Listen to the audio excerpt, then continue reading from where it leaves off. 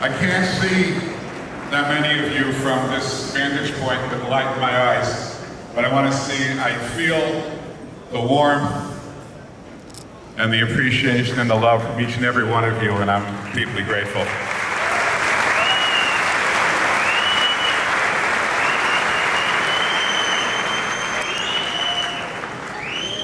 Thank you so much, Rabbi col.org.il. I'm so honored to be here now for the 8th time that I have attended this quiet, intimate gathering that we refer to as the Kinos HaShluchim. It is, of course, my first time as an employee of the United States government.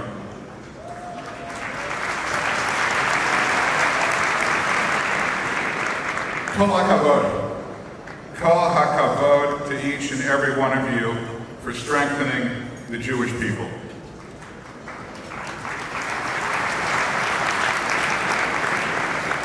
As we all are painfully aware, there were 18 million Jews in the world in 1941. By 1945, that number had sunk to only 12 million by the murderous hands of the Nazis, Yamach Shemam. Today, while the world has more than doubled in size, the Jewish people have still not returned to that level of 1941. But size, of course, is not everything. In terms of commitment to Jewish tradition, in observance of mitzvot and Torah study, and in Jewish culture and philanthropy, we are in the midst of a major resurgence. There are many good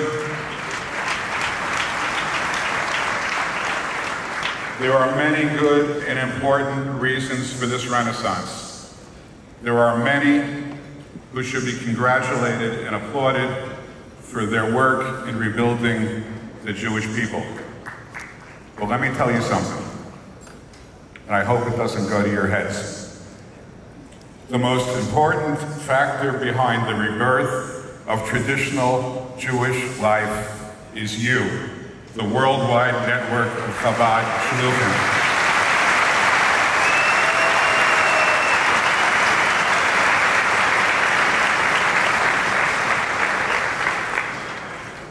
Following the mandate of the Rebbe Milubavitch, you carry the light of Torah to some of the darkest and most remote places on earth.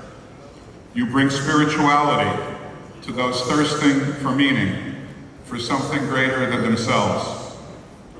You shelter and feed those desperately in need of friendship and connection to others.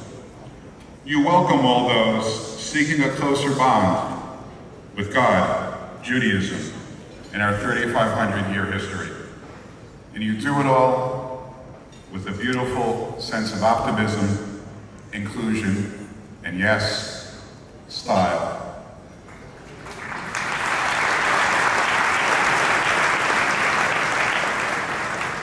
Among the millions of Jews helped by Chabad, I include myself as a very grateful beneficiary, both physically and spiritually. The physical benefits of my relationship with Chabad arrived in a curious and unpredictable manner. About 22 years ago, a Chabad storefront opened in the 5 towns.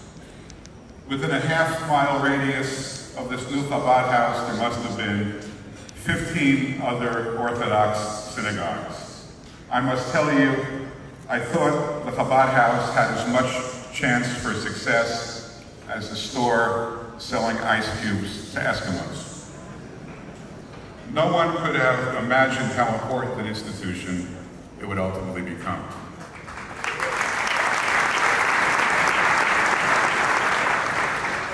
Now at this time, when the Chabad house is opening, I'm going through my own ordeal. I'm suffering with pain, the likes of which I never before experienced. A herniated disc just below my neck. I tried every therapy and medication on the market, but nothing seemed to work. My wife Tammy, ever resourceful, took the advice of her mother, Zichrono Livracha, and she went to the Chabad storefront and she asked if somebody could come and check the mezuzot. 30 minutes later, I met for the first time Rav Zalman Wallowik.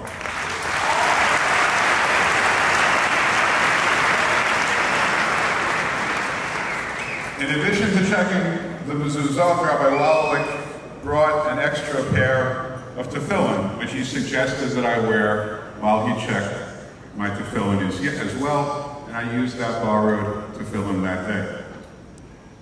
The next morning, I'm sure you can guess the story, the next morning I woke up 100% pain-free for the first time in 2 months.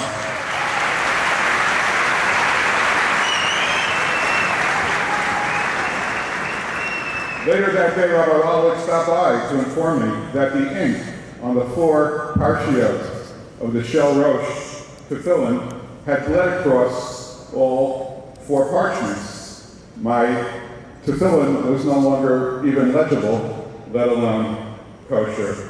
And Baruch Hashem, I have not had that pain recur ever since.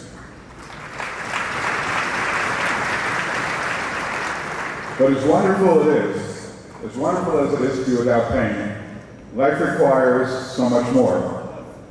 It requires purpose, meaning, charity, love, wisdom, kindness, so much more. And so from that point forward, I decided to study with Rabbi Wallowik every week. We chose to study the Nevi'im, beginning with the book of Joshua, Sefer Yoshua. And let me just say on a side note, to all you shluchim out there is no greater gift that you can give to the members of your community than the study of Torah. It is enormously important and powerful. Now, those of you who followed my nomination process to be ambassador to Israel, and in particular, my appearance before the Senate Foreign Relations Committee, you may recall, not all the senators were in favor of my nomination. Some accused me of not having any prior international diplomatic experience. They were right. Others pointed out that I never before worked for the United States government. They were also right. So many doubted that my life experience was sufficient to enter this highly challenging position. But I, for one, never had a doubt. To my thinking, I had been preparing for this job my entire life.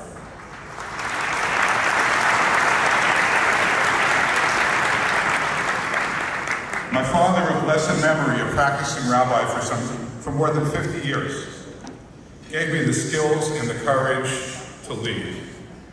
He was an enormous admirer of the Lubavitcher Rebbe, whose leadership, of course, has been unparalleled in modern times.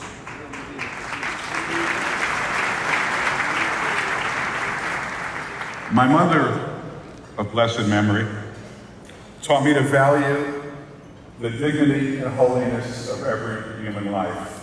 And my teachers, too many to mention, gave me a sense of perspective about the greatness of America, the miracle of Israel, and the divine bonds between them.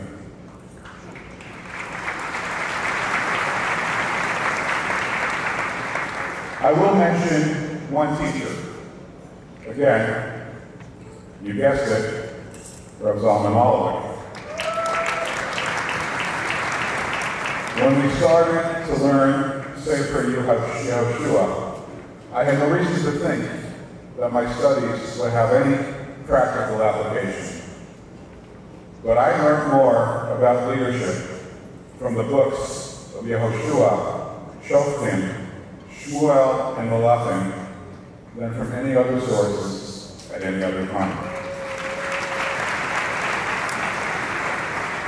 I came to understand the strength and the loyalty of Joshua, the many mistakes of the Jewish people during the weakened leadership of the Shoftim, the holiness and the purity of Samuel, the tragic insecurity of King Saul, the warrior poetry of David HaMelech, and the wisdom of Solomon.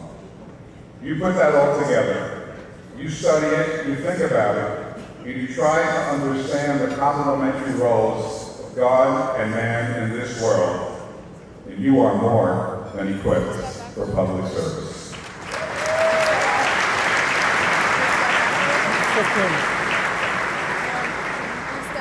Of course, sometimes you just need to be alone with your thoughts and your prayers.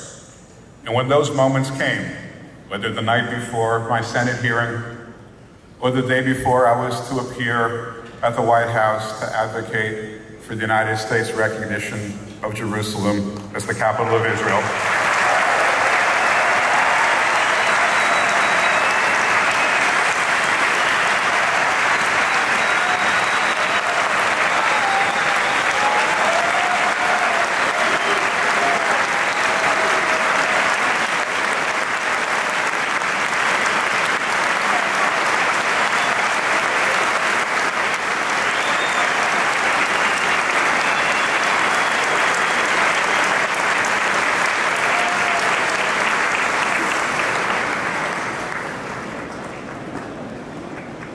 that worked out pretty well, by the way. Or on the eve of any other important event in my life or my career, Rabbi Wallach would drive me to the Ohel, the kever, the gravesite of the Lubavitcher Rebbe. It is an oasis of spirituality, an opportunity to contemplate what you really need rather than what you think you want. To ask the Rebbe Lubavitch to be an advocate for those needs. I have never left the Ohel feeling anything but optimism, renewal, and joy.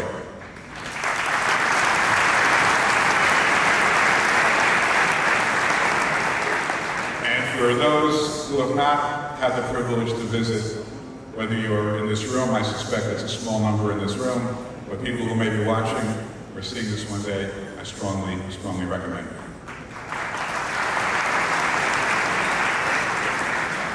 A few months ago, I was entering the Ohel, and Rabbi Wallach suggested that I pray that my daughter Talia and her boyfriend Sam build a Bayit Ne'aman B'Yisrael.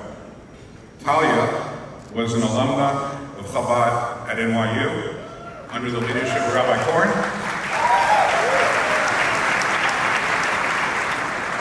Sam, an alumnus of the Chabad of Dayton, Ohio, led by Rabbi Mengel, and a student of the Mayanot Yeshiva, led by Rabbi Shemkov and Gestatter. And they met while attending Chabad of the Coast in Tel Aviv.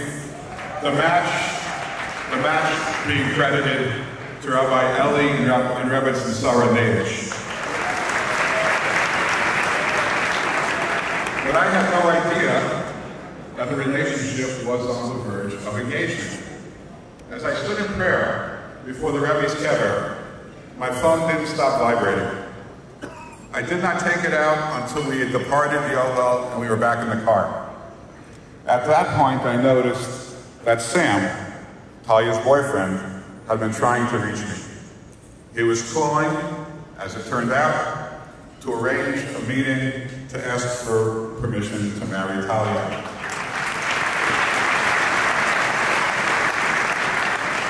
And the wedding, Baruch Hashem, took place about 2 months ago in the Ir HaAtikah, Yerushalayim, Ir HaKodesh.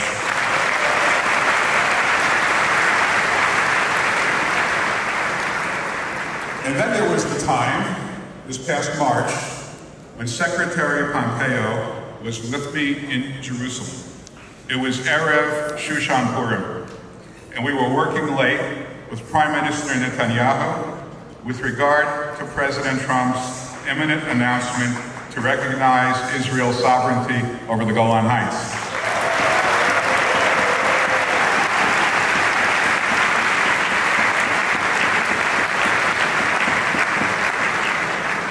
When we concluded, I had exactly 25 minutes to hear the Megillah before rushing to the airport to catch a flight to Washington. To the rescue comes Rav Shlomi Peles and his son to make a house call for Mikra Megillah.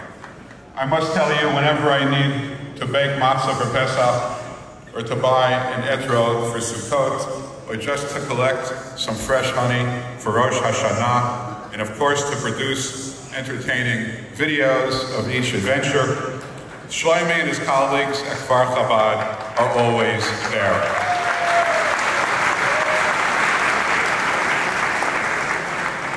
Or, when I was sitting Shiva this past summer and I needed a minyan in my house, Rabbi Smaja from the Chai Center in Herzliya Bertuah was of invaluable help.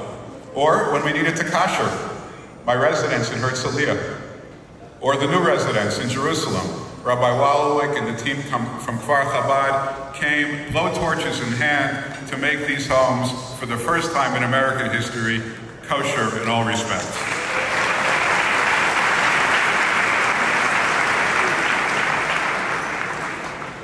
We are all partners. We are all partners. There's no better word. We are partners in rebuilding the Jewish nation.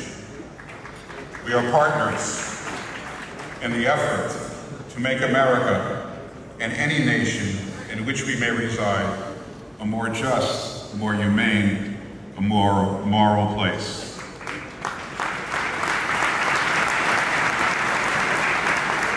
We are partners in connecting the United States and other diaspora communities to Israel, and we are partners in bringing light and truth to places that are dark and without hope.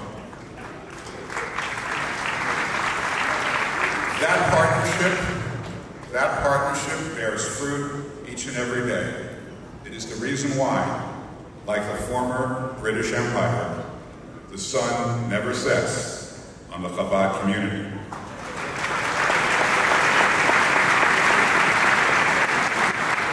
And it is the reason why, on May 14th, 2018, the 70th anniversary of the State of Israel, a Chabad Shliach named Rabbi Zalman Wallowik delivered the opening prayer at the inauguration and dedication of the United States Embassy in Jerusalem.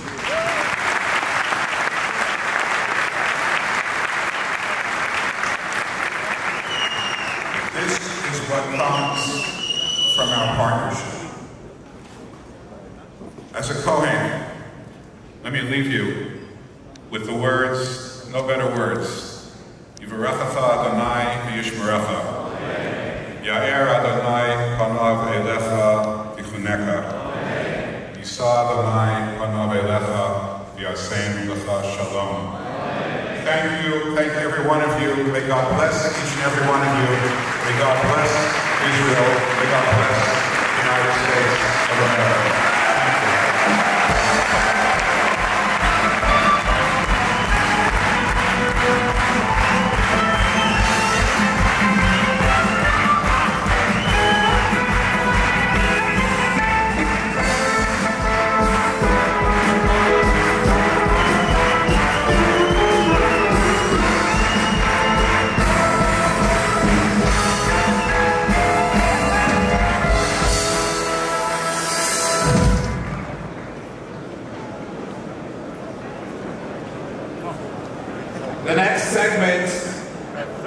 tonight's program focuses on the extraordinary resolve of every shliach, the uniqueness of the exemplary Mesiras Nefesh self-sacrifice of the Rebbe's shluchim. We will be showcasing the lives of three particular shluchim, reflecting, of course, the reality of each of us individually and all of us collectively.